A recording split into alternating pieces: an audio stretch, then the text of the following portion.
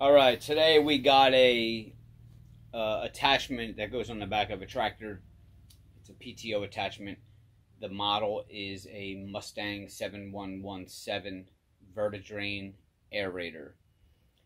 The operator says that the PTO on the tractor was spinning, but the aerator tines were not going up and down. So immediately my first guess is that a gear had gone bad inside of the Verti-Drain gearbox. I've never worked on one of these machines before, so it's just going to be a case of ripping the gearbox apart and seeing what kind of metal falls out. But it definitely sounds like that's probably what it is, unless there was something obvious where there was a log or something jammed in the tine somewhere to prevent it from going up and down. But I would think somebody would have seen that, and I'm not going to be that lucky to have something that simple. The cost of the gearbox can run you on the upside of $1,200 or more, maybe cheaper, maybe a couple $100 cheaper or less, but they're not cheap. So hopefully we can figure it out for them so that it's a simple repair, maybe cost them $200-300 rather than $1,200, and get them going again. So let's go take a look at what we got and see if we can fix it for them. Alright, this is a Verti-Drain 7117 Mustang PTO attachment aerator. And the problem is the PTO is it's spinning on the tractor, but it's not spinning on this end.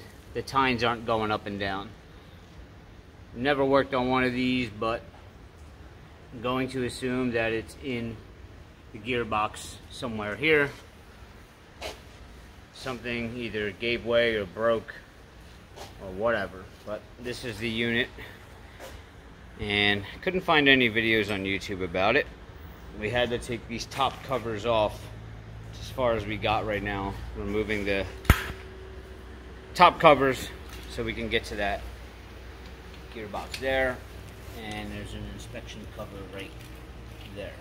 Alright, so we got to take off these two bars here because they are in the way of those nuts under there, as you see. So we're gonna need to hold back, try that. Alright. You want to take it all the way off, or you want? Better if it's all the way off. Okay. Right? Watch I don't drop on you. Alright. And we'll just slide that off there. Put like that right back in there so we don't. Should we label these left side, right side? Yeah. So when you take these off, just kind of put your own little notes here so that you know that you put these back on the right side they're supposed to go. Alright. We'll do this next one.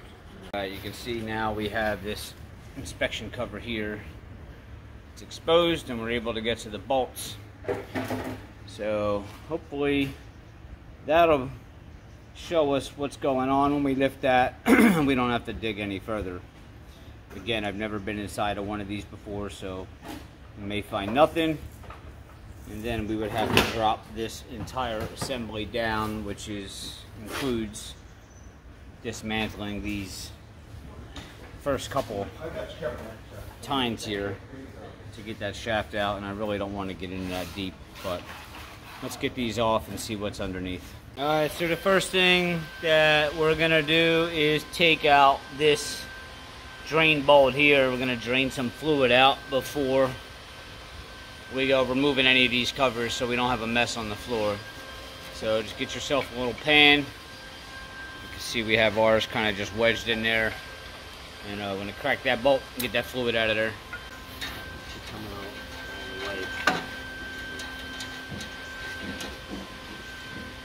There's nothing coming out of there. Well, it is sitting upright. Yeah, but you would think, I mean, your gauge is all the way up here. So you would think that if it were to be filled this high, there still should be something coming out of there. We're bone dry. We may want to label this top because The aerator. Right, top, is bottom. there. I agree with that. I got the marker in my pocket. Label this top. T for top.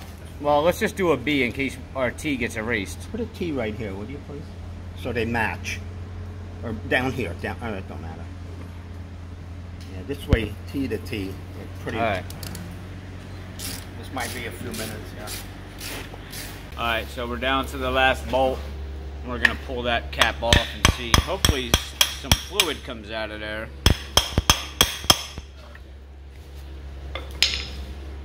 See what's in? Oh, there it comes, right there. A lot of yuck.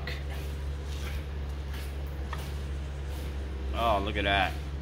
Well, don't bang that out. Let's see if there's any debris in that, any signs of anything. Sort through that. Look at that. Pudding. Yum. I'm hoping that's where our problem's going to be. Then we don't have to drop this whole thing down. But we're going to sort through that and see if we can find anything, and then we'll be back.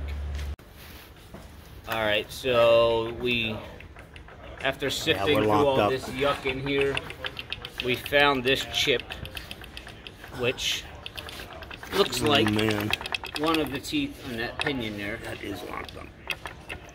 Oh, it's going now. There's probably another piece of metal in there. Oh wait, watch yourself. Yeah, we did find this chip in there. So, What is that one there, Ron? that's not good news. Oh, that's it right there. That's the missing tooth right there. You can see the pinion there. The tooth is broken off, and there's the piece that goes to it. So, that's part of the problem. Let's clean that. Alright, we're going to clean that up. What we have concluded is the operator said that the tines weren't spinning when it was hooked up to the tractor. And as I showed you, we have a broken tooth there. And there's the chip.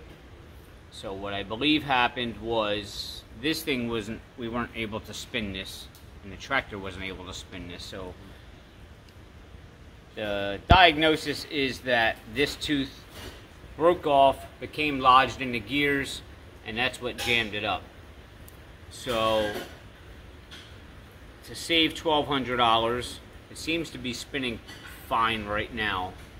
There is a lot of other teeth. It would be quite a job to remove the whole gearbox and put a new pinion in there, but it is working, and the machine's not used that much, just a couple of times a year. So we're gonna, on a leap of faith and hope, put it back together and see if that'll operate with just that one tooth missing.